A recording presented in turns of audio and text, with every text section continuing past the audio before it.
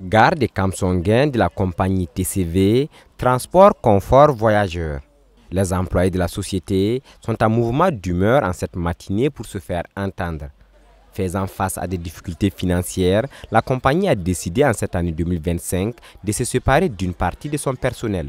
Selon ces manifestants, près de 90 personnes ont reçu des lettres de licenciement le 5 mars dernier sans que les arriérés de salaire n'aient été évoqués.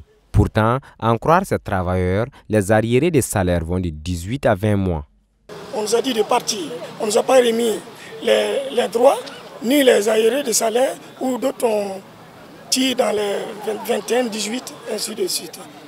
Donc, présentement, nous voulons nos arriérés de salaire et les droits et les certificats de travail. C'est ce que nous voulons. Voilà. Et, puisque dans les normes, il faut manger pour vivre.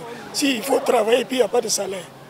Malgré la situation difficile dans laquelle ils se trouvent, ces employés disent toujours prôner le dialogue pour la résolution du problème. Plusieurs démarches ont d'ailleurs été entreprises aussi bien par l'inspection du travail que par la direction de la compagnie de transport, mais toujours pas de fumée blanche. Nous sommes dans une crise et il faut approcher le personnel, surtout les délégués. On a fait asseoir des délégués pour discuter et trouver un terrain d'entente, une porte de sortie par rapport à la crise qui prévaut. Et effectivement, il y a eu des sacrifices consentis. Il y a eu des sacrifices consentis et eux-mêmes ils savent très bien que nous avons pour l'instant on reste un peu, pour ne pas rentrer dans les détails. Donc il y a eu des sacrifices consentis.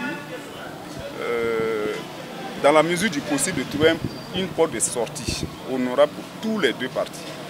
Évariste Bationo, délégué du personnel, espère qu'avec la poursuite des discussions, une solution sera trouvée pour soulager tous ces pères et mères de famille.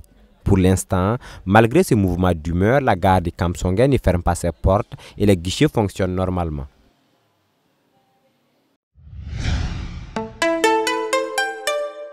Twi TV, la télé interactive.